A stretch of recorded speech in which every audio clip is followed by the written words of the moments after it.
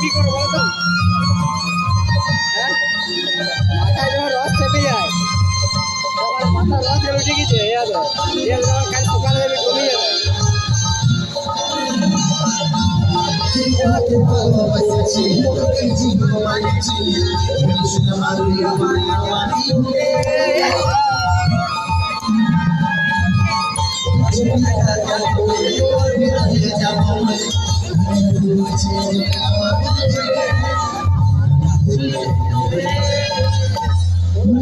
Hey,